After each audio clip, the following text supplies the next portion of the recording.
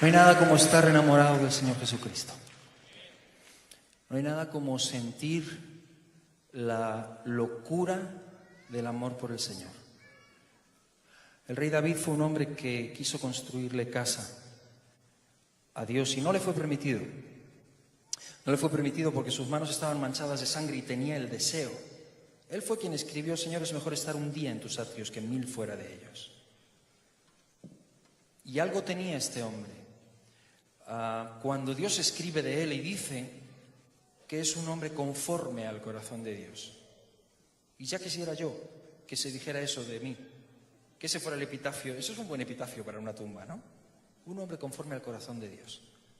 Si Dios mismo da ese testimonio de alguien que estaba tan enamorado del Señor, que en medio de David fue un adelantado a su época, un hombre que en medio de la era de la ley, porque él vive en la época de la ley, cuando cierto tipo de cosas tenían que cumplirse y cuando cierto tipo de cosas llevaban un castigo.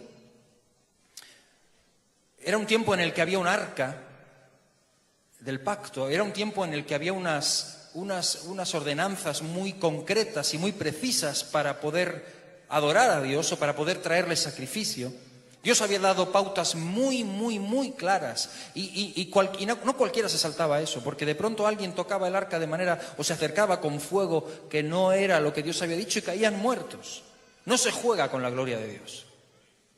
Y Dios dejó eso bien claro desde el principio y en una época muy ruda y muy tremenda. David vive en medio de esa época y en medio de esa época él, un hombre que cae en pecado incluso. Y la Biblia no silencia los errores de David. Sin embargo, dice que es un hombre conforme al corazón de Dios. Un hombre que según la ley debería haber sido apedreado o debería haber sido castigado severamente. Y sin embargo escribe el Salmo 51, ten piedad de mí, oh Dios, conforme a tu misericordia. Conforme a la multitud, a la muchedumbre de tus piedades, borra mis rebeliones. Purifícame con hisopo y seré limpio, lávame y seré más blanco que la nieve. Hazme oír gozo y alegría. Crea en mí, oh Dios, un corazón limpio y renueva un espíritu recto dentro de mí. Devuélveme el gozo de la salvación, no quites de mí tu... ¿De dónde saca David eso? Si David no pertenece a esa época. David es un adelantado a su época. David es alguien que en medio de una generación en la que había que hacer una serie de rituales, él se acerca a Dios con una danza y se acerca al arca y pone un tabernáculo en su casa y se acerca y lo adora y Dios no lo destruye, sino que se goza en él, porque hay una relación de amor, hay un corazón que cautiva el corazón de Dios. Quería leerles, hermanos, en esta noche unas palabras que son del apóstol Pablo y que se encuentran en la carta de Pablo a los Filipenses en el capítulo 3. Y dice así el apóstol Pablo: gozaos en el Señor, hermanos.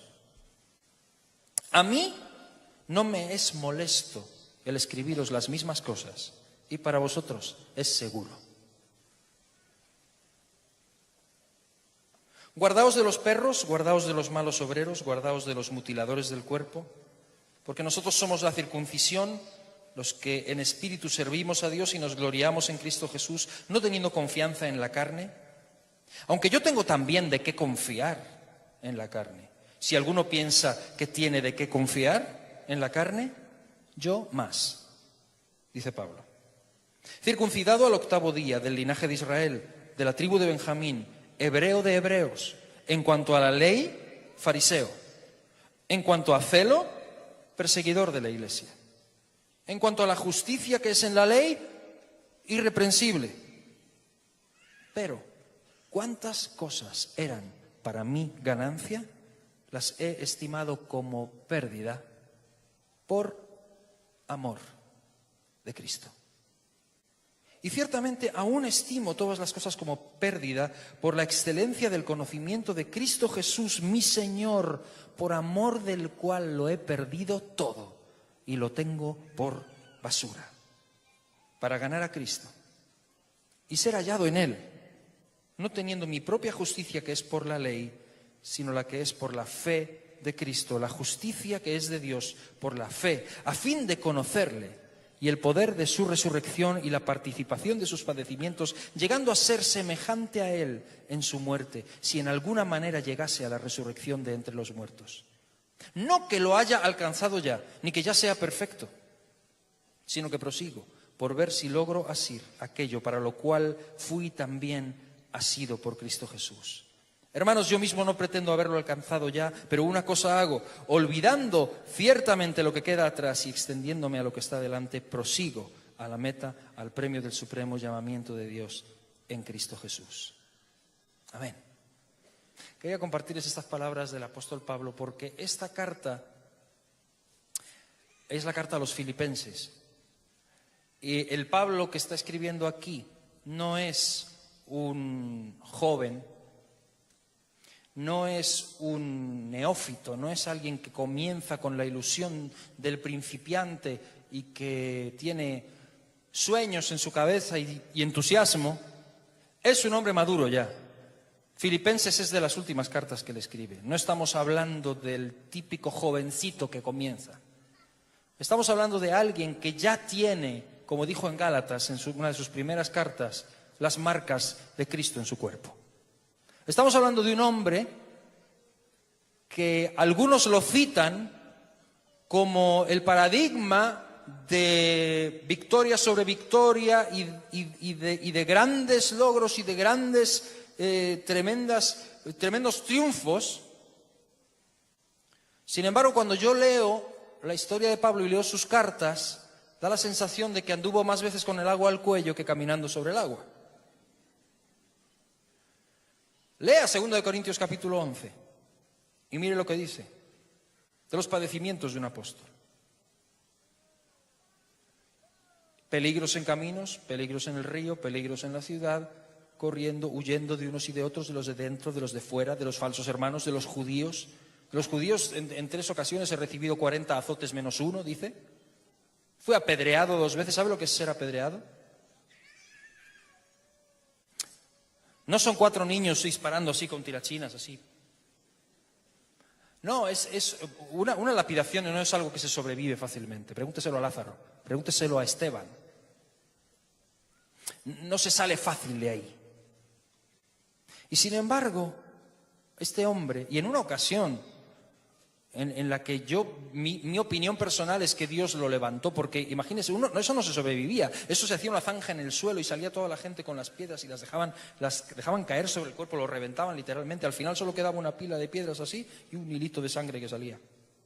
Eso no se sobrevive.